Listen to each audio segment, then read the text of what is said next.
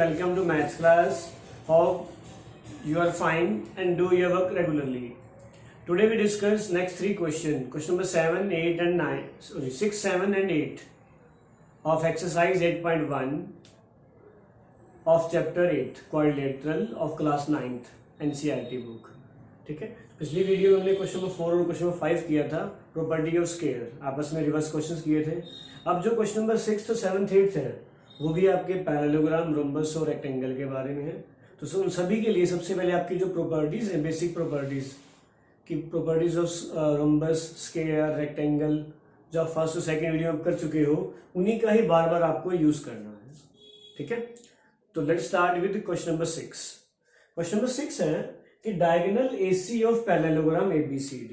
Means first of all आप figure बनाइए कि फिगर में आपके पास एक सिंपल क्वाड्रिलेटरल की जगह आपको दे रखा है पैरेललोग्राम. ठीक है, ABC और D.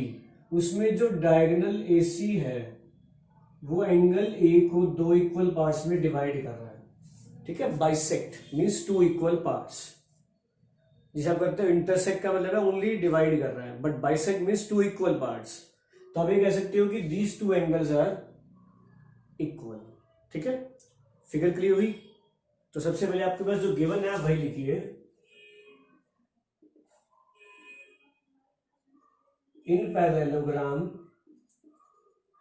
ABCD AC जो है वो एंगल A को बाइसेक्ट कर रहा है.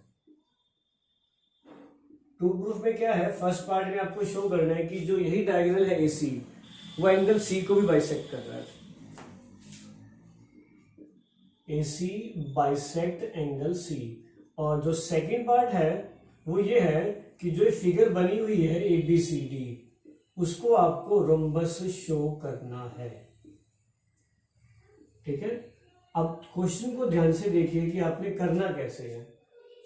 ठीक है, आपको ये बताया कि जो डायगोनल्स है पैरेललोग्राम का, ठीक है, वो ट्रायंगल को दो पूरी फिगर को दो कॉन्ग्रुएंट ट्रायंगल में डिवाइड करता है. आपको ये पता है. तो जो अपोजिट एंगल्स हैं वो भी इक्वल होते हैं, ये भी आपको पता है. बट यहाँ शो ये करना है कि जो ये डायगोनल ने बनाया ये वाले दोनों एंगल इक्वल है. जहाँ डबल लाइंस है ये दो एंगल आपको इक्वल शो करने हैं. ठीक है, तो इसका जो इजी वे है, जैसे आप नॉर्मल क्वेश्चन अभी तक आपने जो फर्स्ट 5 क्वेश्चंस किए वो बाय कॉन्ग्रुएंट ट्रायंगल किए.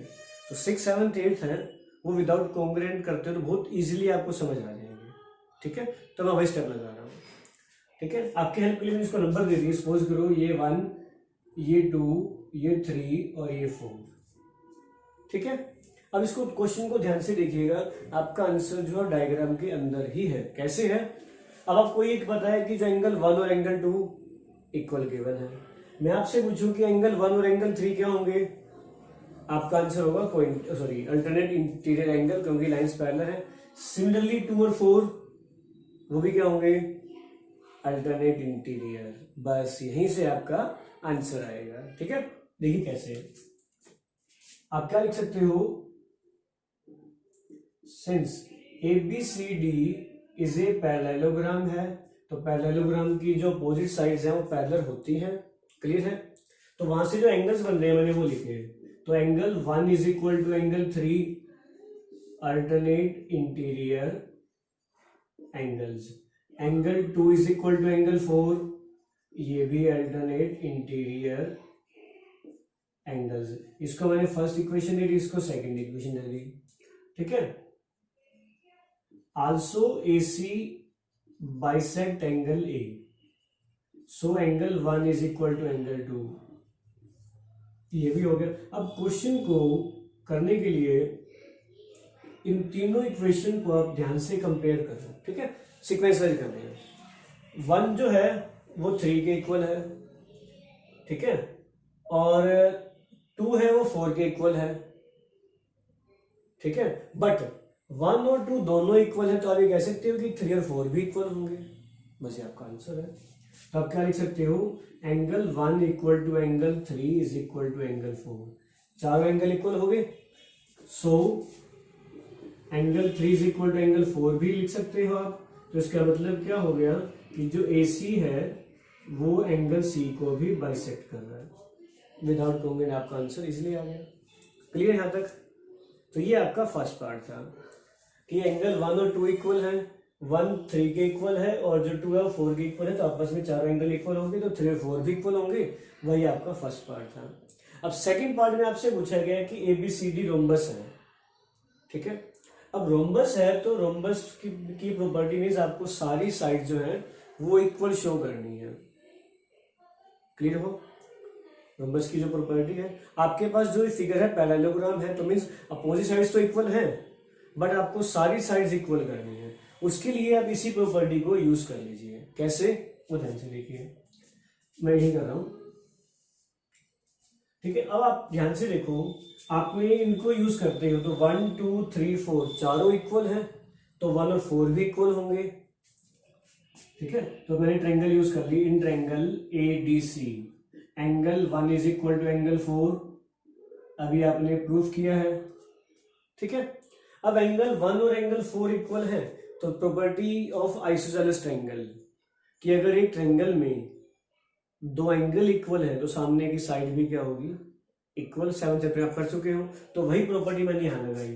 तो एंगल 1 के सामने CD और 4 के सामने AD, इसका रीजन क्या लिखते हो आप? Sides opposite to equal angles, ठीक है। इसको मैंने कोई क्वेश्चन सपोज कीजिए 4। सिमिलरली इन ट्रायंगल ABC में भी आपके पास जो एंगल 2 है वो 3 के इक्वल है, आपने ऊपर प्रूफ कर रखा है। तो अगेन 2 के सामने BC और 3 के सामने AB, ये भी इक्वल हो जाएंगे with the same reasons, sides opposite to equal angle, ठीक है। बट जो ABCD है वो पैरेललोग्राम है, तो पैरेललोग्राम का मतलब जो अपोजिट साइड्स हैं वो इक्वल होंगी, ठीक है। अब इन सभी को कंपेयर कर लो, आपका आंसर आ गया। 4 इक्वेशन 4 5 और 6 कि जो CD है वो AD के इक्वल, AD जो है BC के इक्वल, BC AB के इक्वल, AB CD के इक्वल। इसका मतलब क्या हुआ? चारों साइड इक्वल आ गई, तो आप क्या लिख दोगे?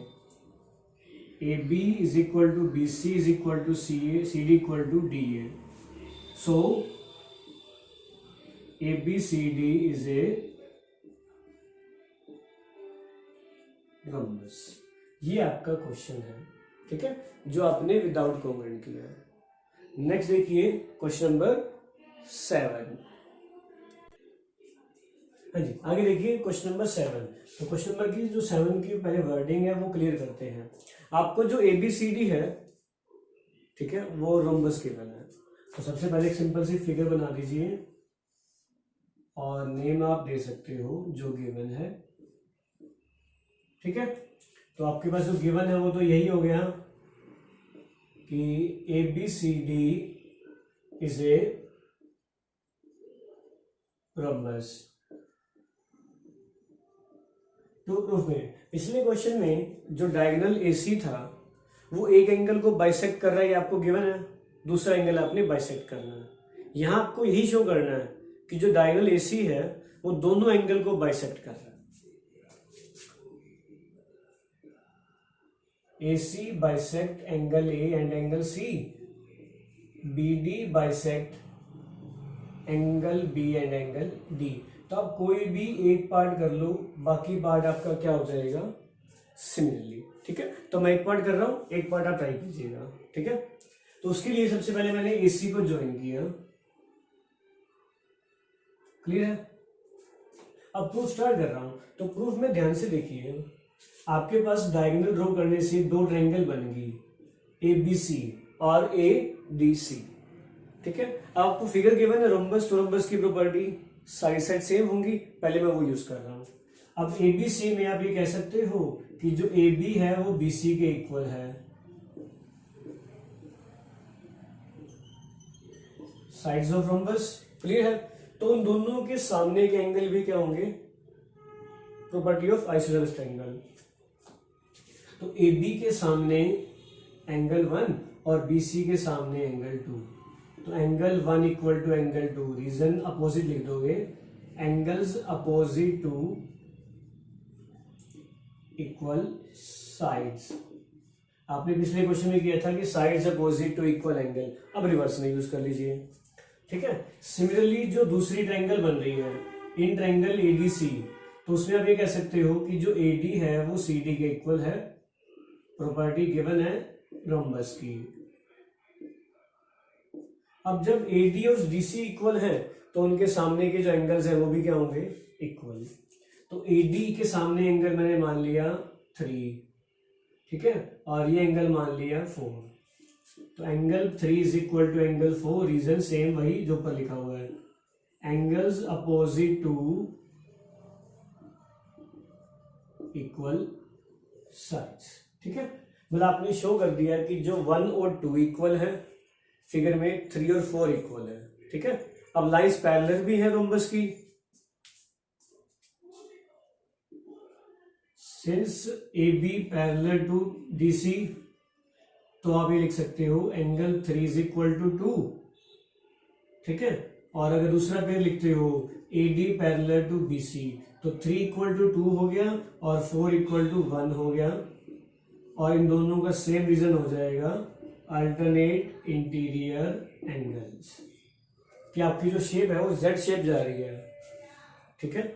अब इन तीनों को ध्यान से देखिए, आपका आंसर आ गया, ठीक है। अब इन तीनों को कंपेयर करते हो फ्रॉम इक्वेशन 1, 2 एंड 3।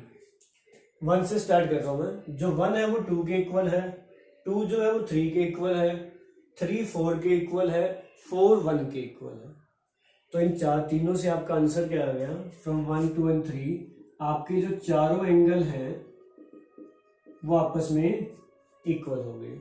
जब चारों आपस में इक्वल है, अगर आप 2 2 का पेयर यूज कर रहे हो वो भी इक्वल होंगे, ठीक है। तो यहां से मैंने क्या लिख दिया कि जो एंगल 2 है वो एंगल 4 के इक्वल है, आल्सो जो एंगल 1 है वो 3 के इक्वल है। तो इसका मतलब क्या हो गया कि जो डायगोनल AC है उसने क्या कर दिया, एंगल A और एंगल C को बाइसेक्ट कर दिया। क्लियर है? तो ये आपका क्वेश्चन था कि आपने क्या किया, जो डायगोनल ड्रॉ किया, अगर आप BD डायगोनल ड्रॉ करते हो तो वहां से ABD और BCD ट्रायंगल बन जाएगी।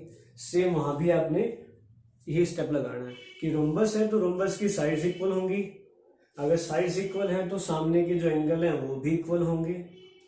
सिमिलरली दूसरी ट्रायंगल में बना लिया। अब वो Z शेप बन रही है, लाइंस पैरेलल है तो अल्टरनेट एंगल भी इक्वल होंगे। तो इन तीनों के कॉम्बिनेशन से आपका जो आंसर है वो क्या आ गया कि 1 2 3 4 चारों एंगल इक्वल होंगे, और चारों इक्वल है तो उनका 2 2 का पेयर भी इक्वल होगा।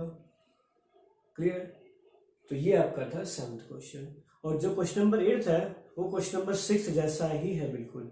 चेंज क्या है, यहाँ 8th क्वेश्चन में पैरेललोग्राम की जगह गिवन है रेक्टेंगल, और रोम्बस की जगह शो क्या करना है, स्केल। तो बिल्कुल ही जैसा आपने 6th क्वेश्चन किया है वैसा ही 8th हो जाएगा, ठीक है। तो ये ट्राई कीजिएगा, अगर नहीं होगा तो आप मुझे पर्सनली व्हाट्सएप कर सकते हो, आपको मैं सोल्यूशन भेज दूंगा। Okay, thanks for watching my video and have a nice day.